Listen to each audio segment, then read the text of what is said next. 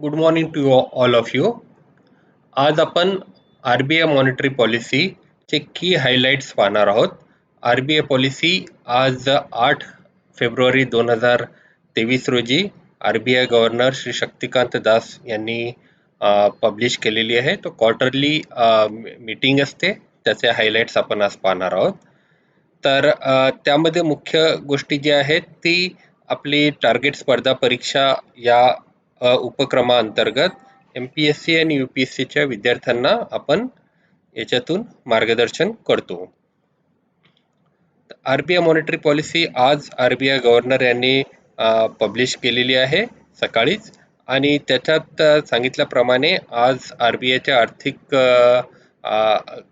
आर-बी-आयने आर्थिक वर्ष 2022-23च्या हा शेवटचा क्वार्टर आहे. त्या क्वार्टरमध्ये मॉनिटरी पॉलिसी कमिटीच्या बैठकीमध्ये 0.25% वाढ रेपो रेटमध्ये केली आहे.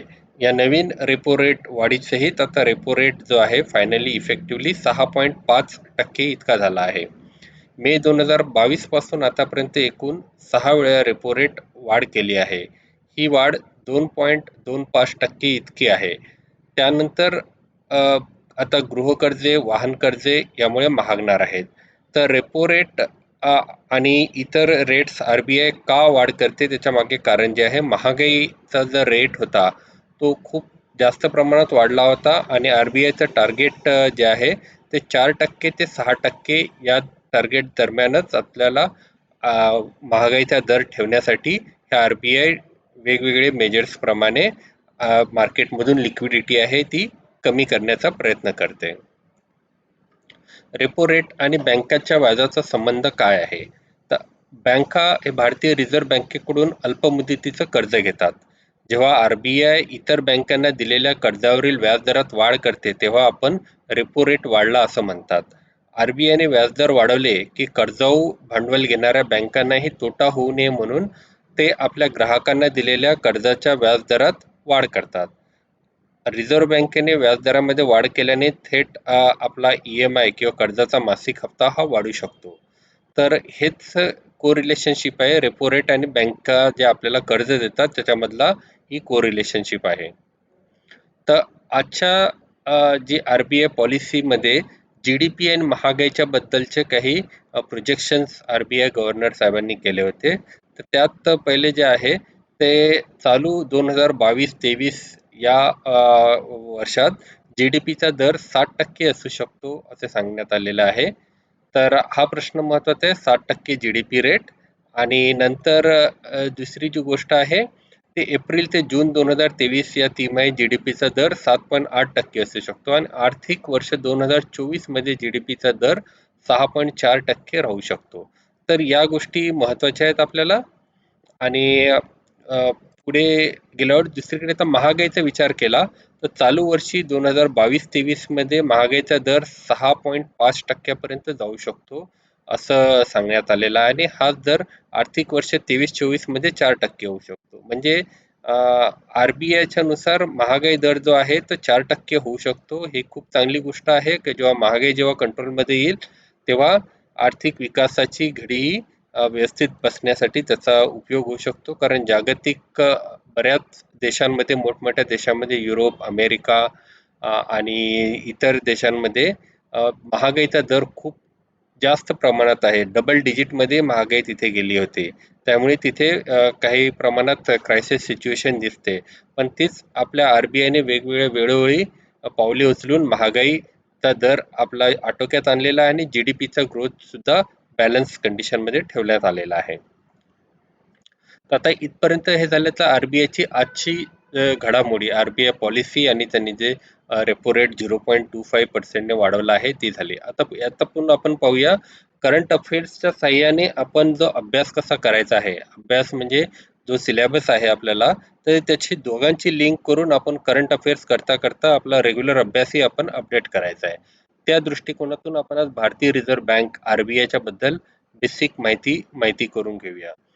तर भारतीय रिझर्व्ह बँक ही भारत सरकारने स्थापन केलेली आणि चालवलेली मध्यवर्ती पतपेढी आहे. मध्यवर्ती बँक आहे आणि नियामक संस्था आहे. सर्वप्रथम 1771 मध्ये भारतासाठी मध्यवर्ती बँकेची संकल्पना वॉरन हेस्टिंग्स यांनी मांडली होती. ते 1926च्या यंग हिल्टन आयोग, हे एक महत्त्वाचं क्वेश्चन आहे. यंग हिल्टन आयोग याच्या शिफारसीनुसार तसेच गोलमेज परिषदेच्या चर्चेअंती भारतासाठी एक मध्यवर्ती बँक स्थापन करण्याचा निर्णय घेण्यात आला आहे. तर यंग हिल्टन आयोग हे लक्षात ठेवावं लागेल.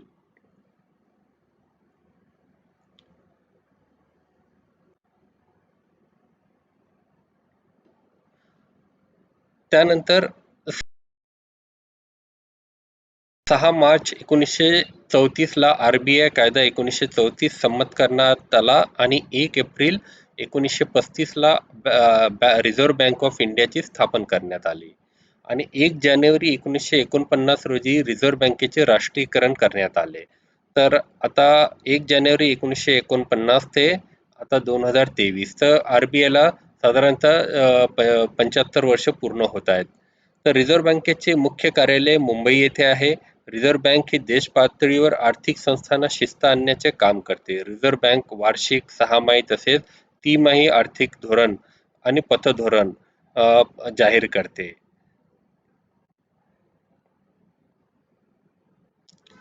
आता रिझर्व्ह बँकचं आपण स्ट्रक्चर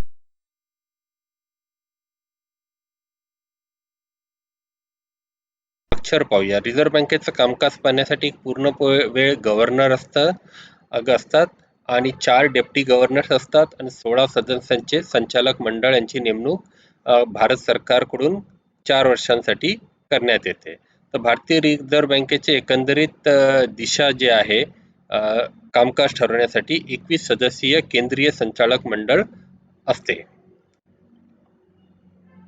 चे प्रमुख उद्देश खालीलप्रमाणे आहेत. 4 उद्देश सांगितलेले आहेत. पहिलं जे आहे, भारतीय चलनी नोटांची छपाई गरजेनुसार करणे, भारताची गंगाजळी राखणे, भारताची आर्थिक स्थिती राखणे, भारतीय चलन आणि पत यांचे रक्षण करणे. तसेच त्यानंतर आरबीआयचे काही मुख्य कार्य आहेत. ते मुख्य कार्यामध्ये पहिलं मुख्य कार्य आहे जे मौद्रिक अधिकार, चलनविषयक धोरण तयार करणे आणि अंमलबजावणी करते आणि त्याच्यावर आरबीआय लक्ष ठेवते. त्याचं उद्दिष्ट जे आहे, विकासाचे उद्दिष्ट लक्षात ठेवून किमतीची स्थिरता राखणे हे आरबीआयचे मुख्य कार्य आहे. दुसरं कार्य जे आहे ते आर्थिक प्रणालीचे नियामक आणि पर्यवेक्षक. देशातील बँकिंग आणि वित्तीय प्रणाली कार्य करते अशा बँकिंग कार्यासाठी विस्तृत मापदंड आरबीआय निर्धारित करते. त्यामुळे प्रणालीवरील जनतेचा विश्वास कायम राहतो, ठेवीदारांच्या हितांचे रक्षण होते, लोकांना कमी खर्चात बँकिंगची सेवा प्रदान होते आणि परकीय विनिमय आणि व्यवस्थापन उत्कृष्टपणे करता येते. विदेशी विनिमय व्यवस्थापन कायदा 1999 नुसार त्याचे व्यवस्थापन आरबीआय करत असते. बाह्य व्यापार आणि पेमेंट सुलभ करणे आणि भारतातील परकीय चलन बाजाराची सुव्यवस्थित विकास आणि देखभाल वाढवणे हे आरबीआयचे कार्य आहे. चलन जारी करता, जो नवीन चलन आणि नाणी प्रचलित करणे, विनिमयासाठी योग्य नसलेले चलन आणि नाणी नष्ट करणे. उद्देश जो आहे ते जनतेला चलन नोटा आणि नाण्यांचा पुरेशा प्रमाणात पुरवठा करणे आणि चांगल्या प्रतिमध्ये देणे. तर या गोष्टीवरून तुम्ही कार्यावरून तुमच्या डे टू डे ऑब्झर्वेशन मध्ये आरबीआयचं महत्त्व तुम्हाला लक्षात आलं असेल. नंतरचं एक महत्त्वाचं कार्य जे आहे ते विकासात्मक भूमिका आरबीआय ठरवते. राष्ट्रीय उद्दिष्टांचे समर्थन करण्यासाठी प्रमोशनल कार्यांची विस्तृत शृंखला सादर करते. पेमेंट अँड सेटलमेंट सिस्टमचे नियामक आणि पर्यवेक्षक. मोठ्या प्रमाणात जनतेच्या गरजा भागवण्यासाठी देशातील पेमेंट सिस्टमचे सुरक्षित आणि कार्यक्षम पद्धती सादर आणि सुधारित करण्यात आरबीआयचा मोठा वाटा आहे. संबंधित कार्य म्हणजे बँकर टू सरकार, केंद्र आणि राज्य सरकारसाठी व्यापारी बँकिंग कार्य करते. तसेच त्यांचा बँकर म्हणून काम करते. बँकेकडे सर्व अनुसूचित बँकेची खाती ठेवली जातात. भारतात आरबीआय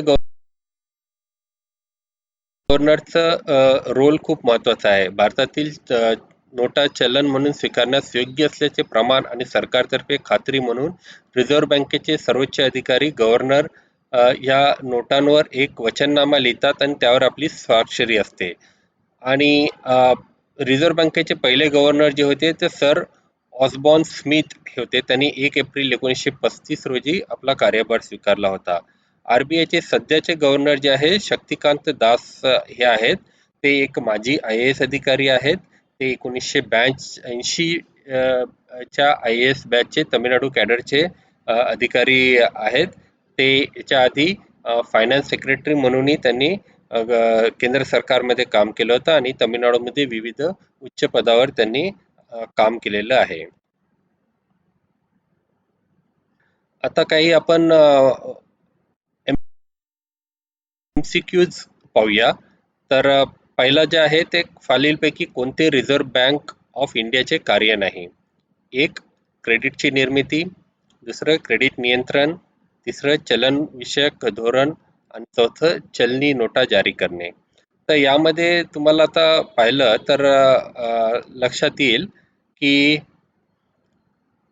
इथे तुम्ही जरा मनातल्या मनात विचार करा, याच्यातलं कोणतं उत्तर आरबीआयचं नाही आहे. एक जे आहे चलनी नोटा जारी करणे, ते तर आरबीआयचं काम आहेच, त्याबद्दल काही डाऊट नाही आहे. चलनविषयक धोरण आरबीआय ठरवते. क्रेडिट नियंत्रण आरबीआय करते, कारण त्याचमुळेच आरबीआय पॉलिसी वेळोवेळी आणून मार्केटमधील लिक्विडिटी कमी करण्याचा प्रयत्न करते. क्रेडिटची निर्मिती हे जे आहे ते आरबीआयचं काम नाही आहे. क्रेडिट निर्मिती म्हणजे लोन लोन तयार करणे हे आरबीआयचं काम नाही आहे. त्यामुळे याचं उत्तर आहे एक.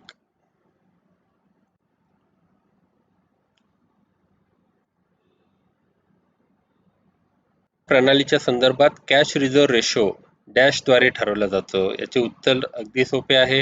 रिझर्व्ह बँक ऑफ इंडियाद्वारे कॅश रिझर्व्ह रेशिओचा ठरवला जातो.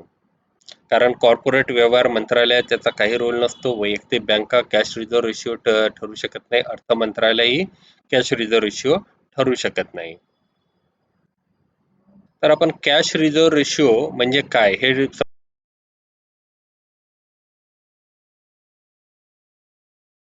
समजून घेऊया. तर भारतातील प्रत्येक व्यावसायिक बँकेला आरबीआयने ठरवलेले किमान ठेवी राखीव म्हणून ठेवणे आवश्यक आहे, जे कॅश रिझर्व्ह रेशिओ CRR म्हणून ओळखले जातात. ते CRR जे आहे आरबीआयच्या मार्गदर्शक तत्वानुसार सेट केले जाते.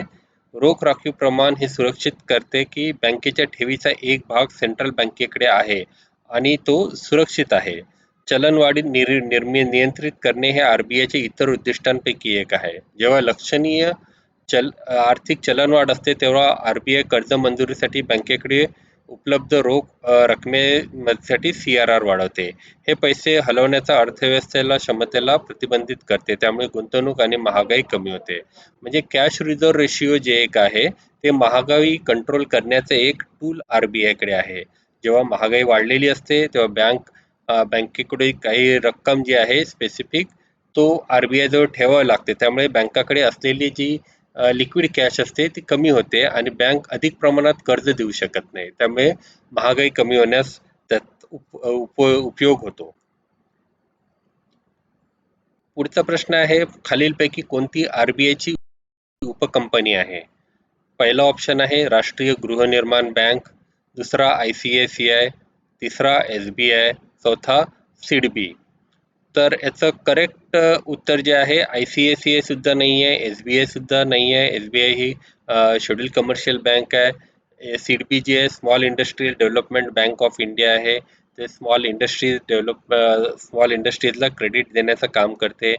त्यामुळे याचं उत्तर जे आहे राष्ट्रीय गृहनिर्माण बँक हे आहे. तर राष्ट्रीय गृहनिर्माण बँक ही आरबीआयची उपकंपनी आहे. नॅशनल हाऊसिंग बँक हा गृहनिर्माण वित्त उपक्रमांचे एकूण नियमन आणि परवाना देण्यासाठी भारतातील सर्वोच्च नियामक प्राधिकरण आहे. भारत सरकारचे वित्त मंत्रालयाद्वारे याचे शासित आहे. त्याची स्थापना जी आहे ते 1988 रोजी झालेली होती.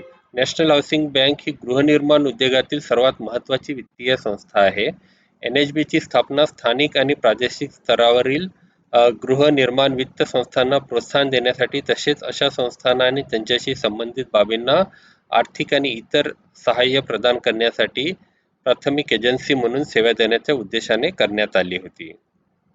तर सर्व हाऊसिंग फायनान्स बँक जी आहे ती भारतातील त्यांना नॅशनल हाऊसिंग बँककडे रजिस्ट्रेशन करावं लागते. पुढचा प्रश्न जो आहे, खालीलपैकी कोणते काम भारतीय रिझर्व्ह बँकचे नाही आहे? पहिला ऑप्शन जो आहे बँकर ते सरकार, बँक नोट्स जारी करणे, ग्राहकांकडून ठेवी स्वीकारणे, व्यावसायिक बँकांच्या रोख रोख राखीव ठेवीचे संरक्षण करणे. ते सरकारचे बँकर आहेत. बँक नोट जारी करणे हे आरबीआयचे कार्य आहे. ग्राहकाकडून ठेवी स्वीकारणे हे नाही आहे, कारण नॉर्मल ग्राहकांचे आरबीआय मध्ये अकाउंट असू शकत नाही आहे. व्यावसायिक बँकाच्या रोखीचे ठेवीचे रक्षण करणे हे आरबीआयचे कार्य आहे. त्यामुळे करेक्ट उत्तर आहे 3.